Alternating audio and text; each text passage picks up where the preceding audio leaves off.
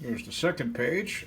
We've got a square, and one side's length is 2x plus 3 units long. So we want to write two expressions here, one for the area first and then the perimeter. So remember, the area of a square is just length times width, but since it's the same exact thing, we just do this times itself.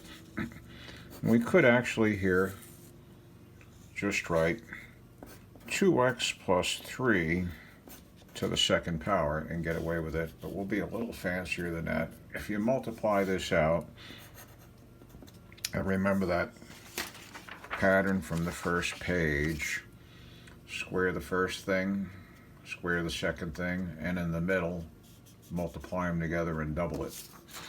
So the square of 2x is 4x squared. The square of 3, way over here, is 9. Now what's the middle? 2x times 3 doubled. 2x times 3 is 6x. Double that, you get 12x. So there's an expression for the area. Leaving it like this is okay, but it's a little tacky. You want to multiply that out. Then the perimeter, remember perimeter in general for a square is just 4 times the length of one side. In this case, it's 4 times the expression 2x plus 3. Leave it like that, and it's a little unfinished, but it's probably okay. But to be sure, remove the parentheses, change that to 8x plus 12. Okay, here we have a triangle with a base 5x plus 1 and a height 2x minus 3. So the base is 5x plus 1, and there's not enough room in there to write to label it.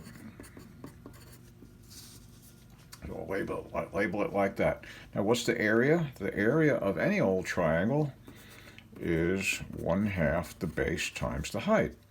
So for this particular triangle, the way it's labeled, I can say it's 1/2 times 5x plus 1 times 2x minus 3.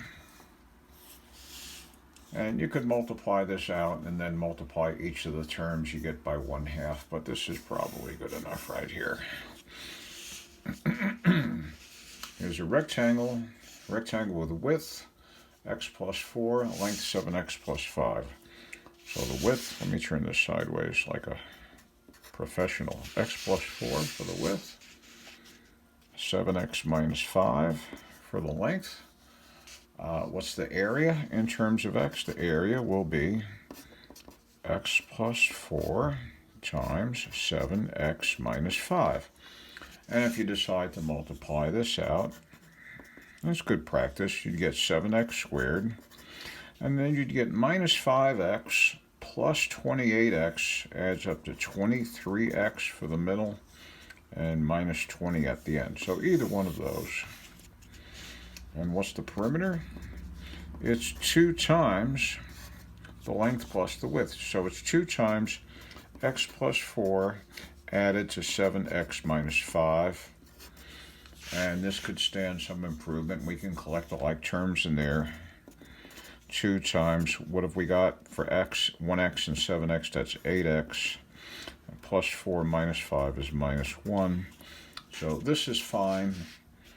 This is slightly better. Multiply that out and get 16x minus 2. So either one of those. Okay. Getting a little bit more complicated here. The base of this triangle in problem 8 is 9 inches more than the height, and the height is 2x minus 7. So there's the height, 2x minus 7. The base, it says, is 9 inches more than that. So the base would be 2x minus 7 plus 9, 9 inches more. And if you simplify that, that would be 2x plus 2. So now what can we write for the area? The area is 1/2 the base times the height.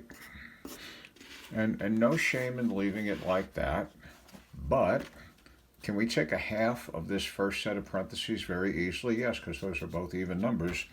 We could simplify this to a half of 2. If you multiply those together, you get 1x plus 1. A half of 2x is 1x, a half of 2 is 1, and then you'd have x plus 1 times 2x minus 7. And if you go all the way, if you're kind of a show-off, you get 2x squared minus 7 plus 2. That makes minus 5x in the middle and minus 7 at the end. So if you want a little more practice in multiplying out this sort of expression, there you have it. That's the end of page 2.